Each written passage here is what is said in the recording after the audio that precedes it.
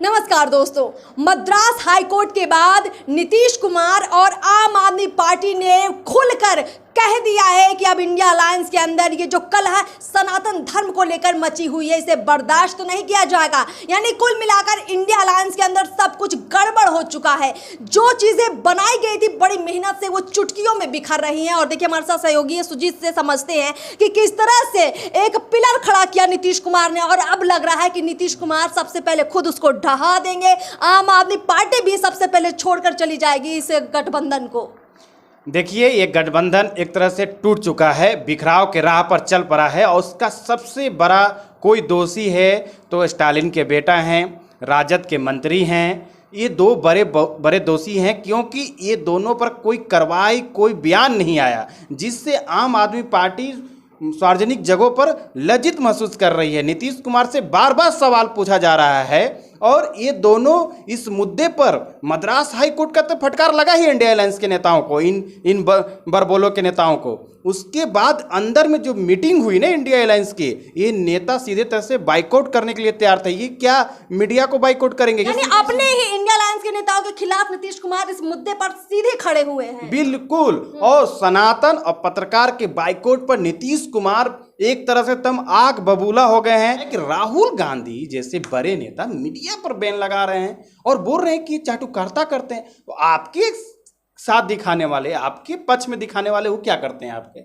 उनको किस नाम से बोला जाए, उनको क्या कहा जाए? और फिर उनको भाजपा में बैन कर दिया तो फिर क्या हालात होगी? फिर राह चलना मुश्किल हो जाएगा पत्रकारों को। वो पत्रकार भाई ये भाजपा की, वो कांग्रेस की, वो राजद की, जदयू की, वो टीएमसी की, ये आपकी, इस तरह का हो जाएगा। फिर अब पत्रकार भी कार्यकर्ता के गिनती में आ जाएंगे। अब पत्रकारों में इस तरह का भावना नहीं है, वो पत्रकार भी उस भावना से ग्रसित हो जाएंगे। कोई ऐसे स्टोरी दिखा दिए कभी चैनल के कहने पर, क्योंकि पत्रकार खुद से थोड़ी कहता है, उसकी चैनल कहती है, चैनल कहवाते हैं, उसके जो मैनेजमेंट है उसको, जो उसके एडिटर है वो कहवाते हैं। भाई उसका काम है, उसकी ड्यूटी है, उससे मेहनताना मिलती है। आप उसके मेहनताना पर आप सवाल उठाते हैं। तमिलनाडु के मुख्यमंत्री एम स्टालिन के बेटे हैं उदयनिधि स्टालिन, बिहार के शिक्षा मंत्री हैं, राजद के नेता हैं चंद्रशेखर, ये खरगे के बेटे हैं, जो खरगे राष्ट्रीय अध्यक्ष हैं कांग्रेस के, चुनाव जीत के आए हैं, उनके बेटे हैं, कर्नाटक में रहते हैं, बेंगलोर में हैं, मौजूदा सरकार में मंत्री हैं। और वो बोलते हैं, इन पर आपको बैन लगाना था कि इंडिया अलायंस इनसे कोई मतलब नहीं है। ये अपना बयान कम से कम एक चेतावनी तो दे ही सकते थे। बिल्कुल, ये दे देते ना तो इंडिया अलायंस का एजेंडा साफ हो जाता कि भाई इनका व्यक्तिगत मामला है। कई लोग व्यक्तिगत मानसिकता उनका इस तरह से दिवालियापन हो जाता है, वो मानसिक दिवालियापन के शिकार हो जाते हैं, या किसी के ऐसे उन पर भूत प्रेत चढ़ जाता है कि कुछ बोल देते हैं। तो चलो इनका व्यक्ति, पर जिस तरह से सपोर्ट राजद ने किया, जिस तरह से सपोर्ट कांग्रेस ने किया, इससे साफ जाहिर हो गया कि आपातकाल पार्ट 2 आने वाला है, सनातन पर बैन लगने वाला है। तो मतलब आप ये कहना चाहते हैं कि कल कोई इंडिया अलायंस सत्ता में आ गई तो जैसे अभी पत्रकारों का बायकॉट कर रहे हैं, इनको कोई भी पसंद नहीं आया तो ये किसी भी चीज पर बैन लगाने पे पीछे नहीं हटेंगे? बिल्कुल, आपातकाल पार्ट 2 लग जाएगा। अगर जिस दिन कांग्रेस इस सत्ता में आ गई, देश के सत्ता में कांग्रेस आई, 1 साल के अंदर में आपातकाल पार्ट 2 लग जाएगा। और उसका रिहर्सल अभी से शुरू हो गया इंडिया अलायंस के बैठक से।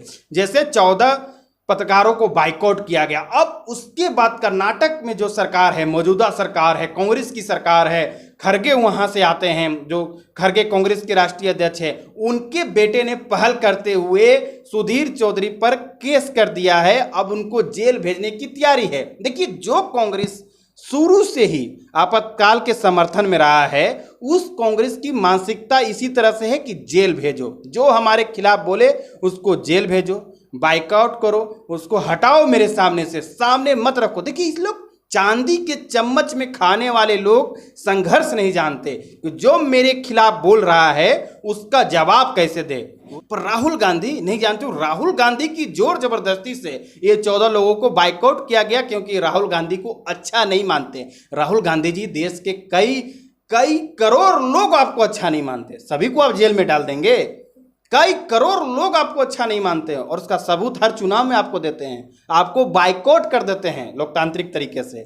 तो आप क्या कीजिएगा उस टाइम? अगर आप गलती से गठजोड़ करके सत्ता में आ गए तो ऐसे सभी लोग को देश से बाहर निकाल दीजिएगा, अच्छा, जेल में डाल दीजिएगा, क्या कीजिएगा? सवाल इस पर पूछना चाहिए राहुल गांधी से कि और जनता भी सवाल पूछ रही है कि 14 पत्रकारों को बाइकआउट करके आप क्या संदेश देना चाहते हैं देश के अंदर में, कि देश के अंदर में लोकतंत्र नहीं है, देश के अंदर में आपके खिलाफ कोई कुछ बोले ही नहीं, अभिव्यक्ति की आज़ादी ही नहीं है।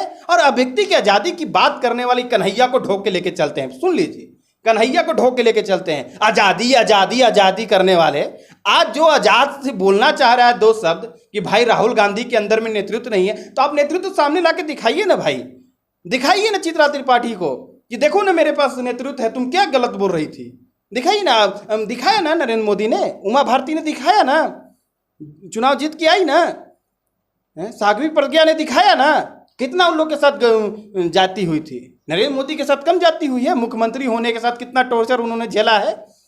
ये कुल मिलाकर अगर हम देखें एक तस्वीर, देखिए सरकारें बनती हैं बिगड़ती हैं, कभी कोई सत्ता में रहेगा, कभी कोई सत्ता में रहेगा। लेकिन अगर ये मान लिया जाए कि जो सत्ता में है वो गलत ही है, जो विपक्ष में है वो सही है, ये भी कहीं ना कहीं ठीक नहीं है। क्योंकि जो विपक्ष में गया है वो तभी गया है क्योंकि सरकार रहते शायद उसने कुछ ठीक नहीं किया, इसलिए आज वो विपक्ष में है। तो इसका मतलब ये तो नहीं कि कल तक वो सत्ता में था तो खराब है, विपक्ष में आया तो आपने उसको अच्छा बना दिया है। तो वही ये विपक्ष जो कभी सत्ता में था, तो एकदम से इनके दाग तो नहीं धुल जाएंगे, या एकदम से इनकी पॉलिसी तो नहीं बदल जाएगी, या इनका कैरेक्टर तो नहीं चेंज हो जाएगा कि ये कांग्रेस कल तक जो घोटालों की सरकार कही जाती थी आज विपक्ष में आ गई है, तो आज विकास की सरकार, विकास का विपक्ष बन जाएगा। 2G घोटाला किसने किया, जिया जी घोटाला किसने किया, ये सब कोयला घोटाला किसने किया, किसने किया, इस पर सवाल पूछेंगे तो आप बाइकआउट करेंगे। कई लोग पत्रकारों के बाइकआउट पर ये बहुत मुखर होकर बोलते हैं कि भाई पत्रकारों का काम होता है सरकार से सवाल पूछना और विपक्ष का साथ देना। और कह रहा हूँ कि अभी जो 14 पत्रकारों को इन्होंने बाइकआउट किया ही तो 2014 से ये मोदी के साथ में होंगे, इनके बारे में अच्छे अच्छे बोल रहे होंगे, पर जो 1947 से अच्छे बोल रहे होंगे उनको क्या कहा जाए? ये तो गोदी मीडिया हो गया। ये कौन मीडिया थे भाई जो 1947 से आपके नाना के, आपके दादी के, आपके चाचा को, आपको चाची के, आपके भाई को, आपके सबको बड़ाई कर रहे थे? ये कौन थे? ये मीडिया किसको कौन मीडिया कहा जाए? ये स्वतंत्र मीडिया कहा जाएगा? ये निष्पक्ष? और कौन है निष्पक्ष? किसकी निष्पक्षता आती है? एक तरफा होकर कौन नहीं बोलता है? हर कोई बोलता है। कोई भी निष्पक्ष होकर बात रखता है क्या सामने? कैसे रखेगा निष्पक्ष होकर बात? सरकार ने आज किसी विश्वकर्मा योजना का उद्घाटन किया, हम उसकी तारीफ नहीं करेंगे। राहुल गांधी ने इसका विरोध किया तो हम बताएंगे नहीं कि साहब आप क्यों इसका विरोध कर रहे हैं। और देखिए, जब अमित शाह जिस तरह से रैली किए पिछले दिनों बिहार के अंदर में और तेल पानी का जो फॉर्मूला लाए, उसके साफ हो गया, जो राजनीतिक पंडित है ना वो एक तरह से भविष्यवाणी कर दिए हैं कि नीतीश कुमार एनडीए में शामिल हो गए हैं, इंडिया अलायंस टूट गया है। इंडिया अलायंस को बनाने वाला जो नेता थे, जो संस्थापक थे, जिन्होंने नींव डाला है, वो इंडिया अलायंस आज वही तोड़ने वाले हैं। नीतीश कुमार अब फिर से पलटी मारने वाले हैं और उनका साथ देने वाले। बड़ा कारण हमको जो समझ आ रहा है, उनका साथ देंगे अरविंद केजरीवाल। हाँ, आप बताइए। इसका जो बड़ा कारण जो आप टूट की बात कर रहे हैं कि नीतीश कुमार इसको तोड़ेंगे, इसके दो कारण सबसे बड़े समझ आते हैं। पहला ये कि उन्हें इंडिया अलायंस में कोई ऐसा बड़ा पद, कोई ऐसी जिम्मेदारी नीतीश कुमार को नहीं मिली जो वो सोच रहे थे। दूसरी बड़ी बात कि धर्म पर, सनातन धर्म पर बार बार अटैक, पत्रकारों को बाइकआउट करना, यानी फालतू की वो काम जो नहीं करने चाहिए, इंडिया अलायंस सबसे ज्यादा वही काम कर रही है। और नीतीश कुमार चाह के भी रोक नहीं पाते हैं। नीतीश कुमार चुपचाप बैठे रहते हैं और इंडिया अलायंस की जो बैठकें होती है उसमें बहुत बड़े बड़े निर्णय हो जाते हैं। उसमें यह निर्णय नहीं होता सुजीत जी कि कैसे इंडिया अलायंस विकास के मुद्दों पर जनता के बीच जाएगा, लेकिन सनातन धर्म और बाइकआउट पर बड़ी बातें तय हो जाती है और नीतीश कुमार और केजरीवाल देखते रह जाते हैं। देखिए, जिस तरह से नीतीश कुमार अपनी बात को मीडिया में रख रहे हैं, आज भी जिस तरह से वो मीडिया को ब्रीफ किए और जिस तरह से तेजस्वी को आगे किए कि आप इंडिया के गठबंधन को लेकर, इंडिया के गठबंधन पर जो भी बातें आ रही है सामने, आप उसको आप ब्रीफ कीजिए। जबकि नीतीश कुमार उसके एक तरह से नींव रखने वाले व्यक्ति हैं, सीनियर लीडर हैं, पर वो तेजस्वी को इस मामले में आगे कर दिए कि आप इस मामले में आप ब्रीफ कीजिए। साफ तौर पर नीतीश कुमार इस चीज़ से अलग हो रहे हैं। और जिस तरह से वो भाजपा को संबोधित करते हो,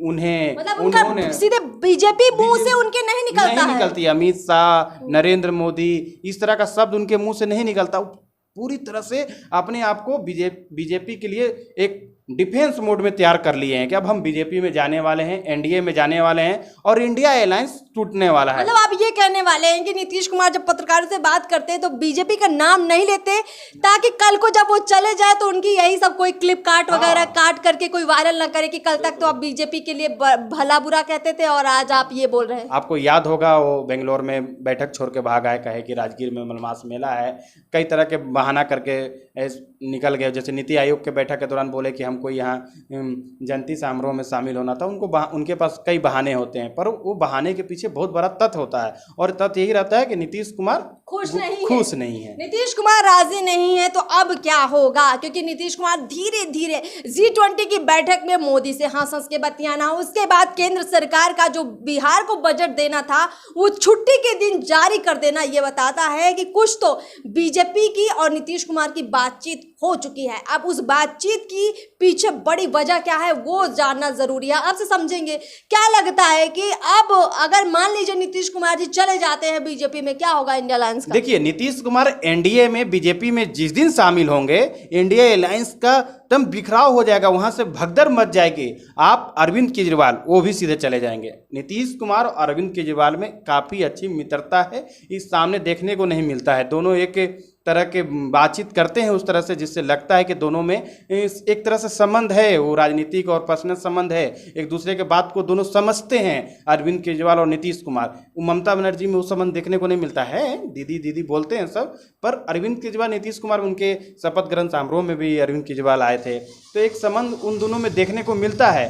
पर जिस तरह से अरविंद केजरीवाल जिस दिन जाएंगे, जिस दिन नीतीश कुमार जाएंगे, सोचिए उस दिन इंडिया अलायंस क्या रहेगा। ममता बनर्जी भी तो नहीं रहनी, तो फाइनल हो गया कि ममता बनर्जी भी नहीं रहेगी। वो जो उस दिन ममता बनर्जी के ना रहने के पीछे बड़ा कारण ये हो सकता है कि पश्चिम बंगाल में वो नहीं चाहेंगी कि कांग्रेस को सीट की जो शेयरिंग की हिस्सेदारी वो देनी पड़ जाए, और वाम दल को, जिससे उनकी लड़ाई है। जो उनका अभी जैसे भाजपा से अभी मुख्य विपक्षी दल हुआ, पर आप पहले किससे लड़ाई थी? पहले किसका जमीन वहाँ मजबूत था? कांग्रेस का मजबूत था, वाम दल का मजबूत था, और उसी से उसकी लड़ाई थी जमीन पर। आज भले भाजपा वहाँ मजबूत हो गई है, पर कहीं कहीं तो अभी वाम दल बहुत मजबूत है। आप उससे सीट शेयरिंग कर लेंगे तो आपका वजूद क्या रहेगा? आप किससे लड़ने के लिए तैयार रहिएगा? आप कौन वहाँ पर सब देखिए, अपनी भविष्य की वजूद भी देख रहे हैं। कांग्रेस भी यहाँ देख रही है, यहाँ ममता बनर्जी भी देख रहे हैं, अरविंद केजरीवाल देख रहे हैं कि हम कैसे, हमारा उदय किससे हुआ? कांग्रेस के हुआ। पर आगे जिस दिन हमारी हार होगी और फिर हम चुनावी मैदान में जाएंगे, अभी तो हम जीत रहे हैं, जिस दिन हमारी हार होगी, जैसे हम पंजाब में किसको हराए? कांग्रेस को। दिल्ली में किसको हराए? कांग्रेस को हराए। अब जिस दिन मेरी हार होगी, आम आदमी पार्टी की हार होगी, तो हम किसके खिलाफ बोलेंगे? भाजपा के खिलाफ कितना बोलेंगे? दो मुख्य दल, बड़े दल हैं, उसके खिलाफ भी तो बोलना होगा।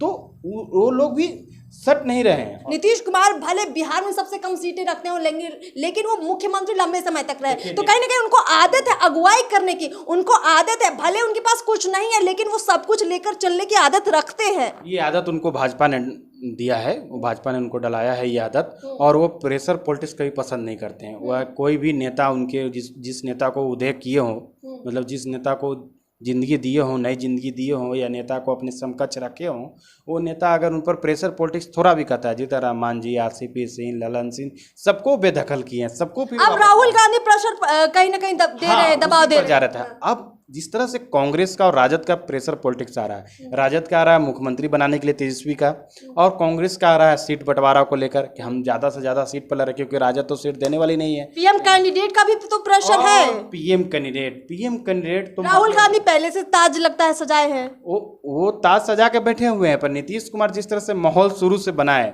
और जब इनकी सदस्यता गई राहुल गांधी की, तो उनको लगा कि अब तो मेरा तय है जाना, अब हम मोदी के खिलाफ। अब जब एक बड़ा अवसरवादी नेता भी है नीतीश कुमार, जब अवसर उनको आने लगा तो तैयार थे पूरा इंडिया अलायंस को गठजोड़ करने के लिए। दिन रात ही पटना में मीटिंग हो, ये हो, लग रहा था कि कोई बड़ा इवेंट पटना में होने वाला है। क्या ताम झाम आप भी देखी थी, ग्राउंड पर रिपोर्टिंग की थी आप। जैसे ही उनकी सदस्यता वापस आई राहुल गांधी की, नीतीश कुमार को देखिए उनका अवसर छूटा, वो बिखर गए। और उनके पास तो भाजपा का ऑप्शन है ही, तेल पानी का फार्मूला मिल गया ही है। और उनके पास ये भी सवाल है कि अब अगर पीएम कैंडिडेट की दावेदारी नहीं मिलती है इंडिया अलायंस की तरफ से, तो कहीं बिहार के मुख्यमंत्री की कुर्सी भी जा सकती है, क्योंकि अब राजद का दबाव ज़्यादा हो गया है, तेजस्वी को बार बार आगे कर रहा है। तो नीतीश कुमार अब उस स्थिति में पहुंच गए हैं कि अगर वो बीजेपी के साथ नहीं जाएंगे तो अब जो उनकी सीएम की कुर्सी है वो भी छिन सकती है, इसीलिए वो ही सबसे पहले इस इंडिया अलायंस को लगभग तोड़ने वाले हैं। सनातन का विरोध इनके लिए एक बड़ा मुद्दा मिल गया। नीतीश कुमार एक मुद्दा खोजते हैं हटने के लिए, गठबंधन तोड़ने के लिए एक मुद्दा खोजते हैं, और उनके पास एक बहुत बड़ा मुद्दा मिल गया। आप तमिलनाडु के मुख्यमंत्री के बेटे को, उदयनिधि स्टालिन को, क्यों कुछ नहीं बोल रहे हैं? आप बिहार के शिक्षा मंत्री के खिलाफ क्यों नहीं कार्रवाई कर रहे हैं? आप कांग्रेस के राष्ट्रीय अध्यक्ष खड़गे के बेटे के खिलाफ क्यों नहीं बोल रहे हैं? उनके पास मीडिया के सामने ब्रीफ करने के लिए बहुत कुछ है। सनातन के विरोध पर बोलने को लेकर वो गठबंधन तोड़ने की पूरी तैयारी में है। हम शुरू से बोल रहे हैं कि अरविंद केजरीवाल भी उनके साथ में आ जाएंगे, ममता बनर्जी भी आ ही जाएगी, पर वो थोड़ा दूसरे मुद्दे पर आएगी, क्योंकि उनके लिए मुस्लिम वोट बैंक एक बहुत बड़ा अहम रोल अदा करता है। सनातन शब्द अपने जुबान से नहीं लाएगी ममता बनर्जी कि हम सनातन को लेकर, पर वो भी हटेगी कि सीट शेयरिंग हमें पसंद नहीं, हमें राहुल के नेतृत्व तो पहले ही बोल चुके हैं, अरविंद केजरीवाल भी बोल चुके हैं, ममता बनर्जी भी बहुत पहले बोल चुकी। जब इंडिया अलायंस का गठन नहीं हुआ था तब इन्होंने मीडिया ब्रीफ करके पहले ही अरविंद केजरीवाल और ममता बनर्जी एक साथ मिली थी दिल्ली में, और उन्होंने बोल दिया था कि एक मुख्य विपक्षी दल, एक अच्छा विपक्षी दल चाहिए, विपक्षी नेता चाहिए। और एक तरह से राहुल गांधी पर दोनों ने हमला कर दिया था, इनका नेतृत्व उनको पसंद नहीं है। तो ये राहुल गांधी के जब भी नेतृत्व आएगा कि वो पीएम पद के दावेदार होने वाले हैं, उम्मीदवार होने वाले हैं, उस दिन तो ये दोनों उस दिन इस बहाने से भी निकल जाएंगे। तो नीतीश कुमार सनातन धर्म के बहाने से निकल जाएंगे, मीडिया के बाइकआउट के दाने से। ये जो हमें चीज़ें नज़र आ रही हैं, उम्मीद करते हैं आपको भी दिखाई ज़रूर दे रही होंगी कि सत्ता में जो है वो सब तरह से बुरा है ऐसा ज़रूरी नहीं है। वो कुछ अच्छा कर रहा है, और जो विपक्ष में है वो भी हो सकता है कुछ बुरा कर रहा हो, तो उसके खिलाफ अगर पत्रकार बोल रहे हैं तो उसको सीधे दिल से लेना चाहिए। अब देखिए, सनातन धर्म जैसा मुद्दा, आप सोच लीजिए कि अगर सनातन की जगह यहाँ पर वर्ड इस्लाम का इस्तेमाल हुआ होता तो आपको तस्वीर एकदम उलट नजर आती। लेकिन अगर यही इस्लाम के खिलाफ बोला जाता तो आपको बीजेपी जैसी पार्टियों से कहीं भी कोई नेता ये कहते जरूर नहीं दिखता कि ठीक हुआ। कई नेता जरूर बीजेपी की बोलते कि नहीं नहीं ये गलत हुआ, किसी धर्म के खिलाफ नहीं बोलना चाहिए। लेकिन ये चरित्र विपक्ष के, या यूं कहें सीधे तौर पर कांग्रेस और लेफ्ट में नजर नहीं आता है। तो कुल मिलाकर सारी बातचीत हमने आपके सामने रखी। आपको जो समझ आ रहा है, जो अच्छा बुरा जो भी लग रहा है, कमेंट बॉक्स में जरूर लिखिए। चैनल को सब्सक्राइब करना बिल्कुल मत भूलिए और हमें इजाजत दीजिए। नमस्कार।